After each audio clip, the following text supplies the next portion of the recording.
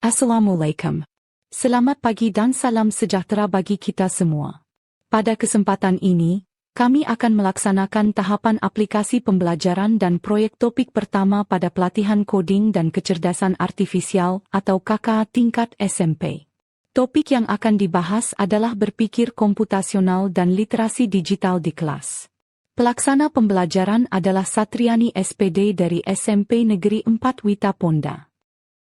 Kegiatan diawali dengan pembukaan, yaitu salam, mengecek kehadiran peserta didik, dan berdoa. Bismillahirrahmanirrahim. Assalamualaikum warahmatullahi wabarakatuh. Ya, good morning. Selamat pagi. Ya, apa kabar semua? Ada yang tidak hadir hari ini? Siapa yang tidak? Sinta dari Sartika. Sakit? Keterangannya apa? Sakit. Dari Sartika sakit. Siapa lagi? Mesti bagus. Oh, mesti bagus sakit. Berarti cuma ada 2 orang yang tidak hadir ya? Oke, baik. Terima kasih. Baik, pada semua, sebelum kita mulai belajar, mari kita berdoa bersama dulu sesuai agama kita masing-masing. Berdoa dimulai. Ya, baik. Kita sesuai yang saya sampaikan kemarin bahwa hari ini kita akan belajar materi pembelajaran KKA. Selanjutnya, guru memberikan pengantar materi berupa penjelasan singkat tentang kakak sekaligus mengecek pemahaman awal peserta didik. Pada pertemuan sebelumnya, guru telah memberikan asesmen awal menggunakan Y-Ground untuk mengecek pengetahuan awal peserta didik. Guru juga menjelaskan tujuan pembelajaran yang akan dicapai pada pembelajaran ini.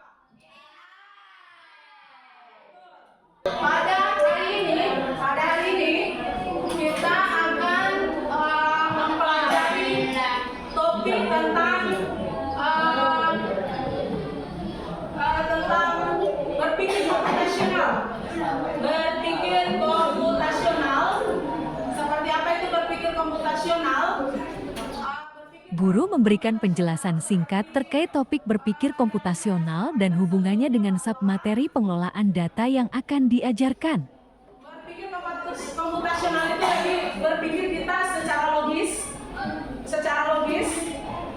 berpikir secara berurutan, runut. Ada instruksi, ketika kita diberikan instruksi, maka kita bisa berpikir logis tentang instruksi itu dan bisa mengikuti instruksi itu secara berurutan. Jadi berpikir komputasional lebih cenderung sederhananya ya. Kadang-kadang yang masih kelas 7, Ibu menjelaskan yang lebih sederhana saja bahwa berpikir komputasional itu kita berpikir secara logis sesuai dengan instruksi logis.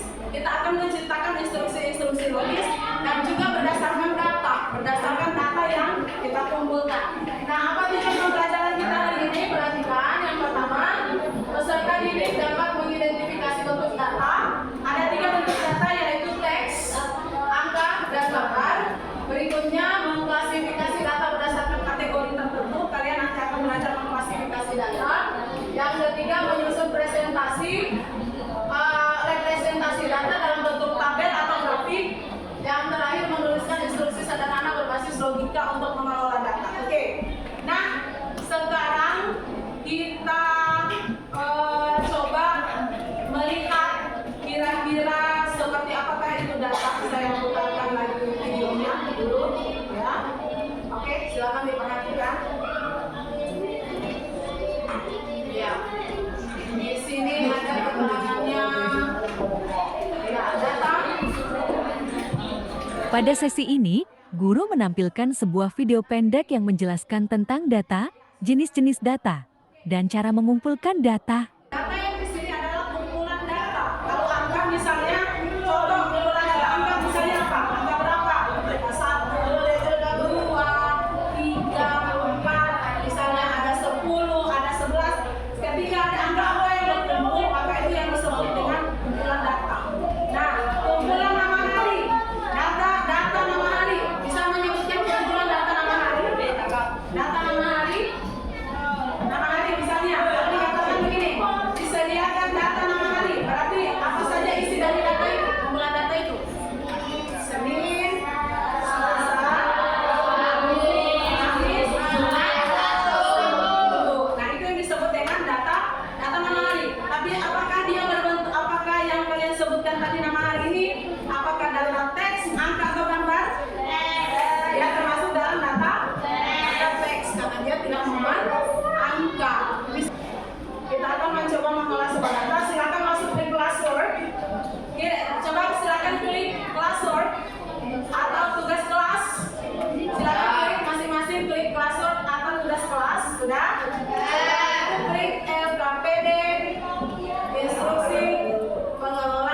Pada sesi mengaplikasikan ini, peserta didik dibagi ke dalam beberapa kelompok, yang mana setiap kelompok terdiri atas 3-4 orang.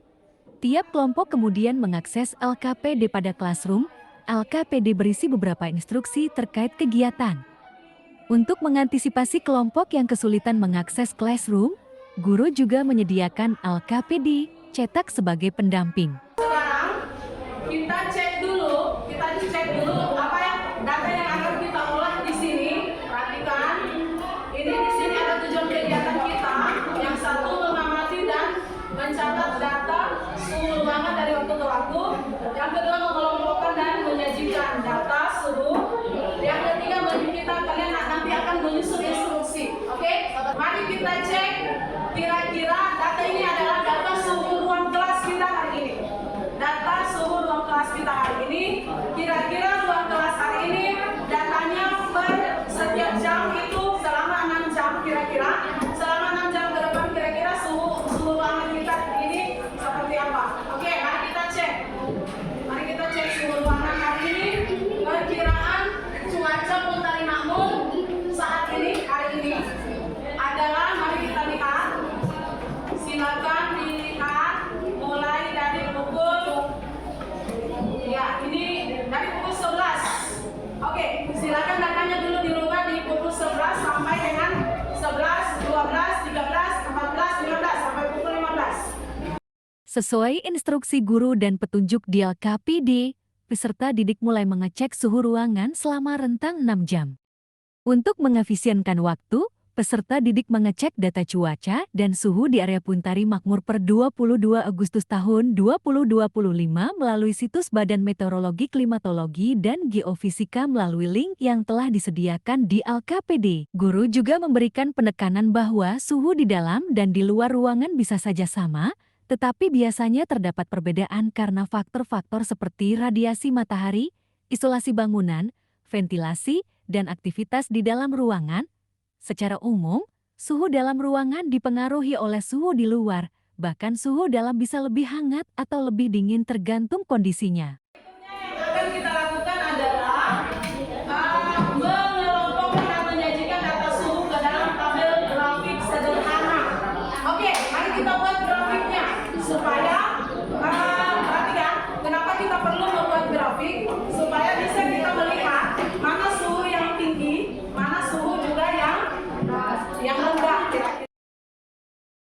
Pada kegiatan ini, peserta didik mengelompokkan data suhu, kelembapan, dan cuaca di luar ruangan. Data tersebut disajikan dalam tabel di spreadsheets. Guru memeriksa hasil input data setiap kelompok untuk memastikan bahwa setiap data diinput sesuai kelompok datanya. Selanjutnya, guru memandu peserta didik untuk mendistribusikan data tabel ke format diagram agar lebih mudah dianalisis dan disimpulkan. Ya, akan muncul kayak gitu. Ya kan? Jadi semakin naik jamnya, maka juga suhunya akan semakin naik, semakin panas pastinya, ya kan? Berarti kesimpulannya kalau suhu adalah suhu yang makin naik, dia makin dingin atau makin panas? Makin dingin atau makin panas? Makin panas. Jadi coba lihat kembali ke LKPD kalian. Nah, sekarang bagaimana pola perubahan suhu dari pagi ke siang? Apakah naik atau turun? Dari pola perubahan suhu dari pagi ke siang, apakah dia naik atau turun? Kegiatan inti terakhir adalah menyusun instruksi logika. Instruksi logika ini menggunakan kata jika untuk kondisi suhu dan kata maka untuk tindakan atau keputusan yang akan dilakukan terhadap kondisi suhu yang dirasakan. Oke, jika suhu kurang dari 29 derajat, ketika suhu kurang dari 29 derajat, berarti apa tindakan yang kita lakukan? Menyalakan kipas atau tidak? Menyalakan kipas. Perhatikan, kurang dari 29. Kurang dari 29. Logikanya, maka ya kipas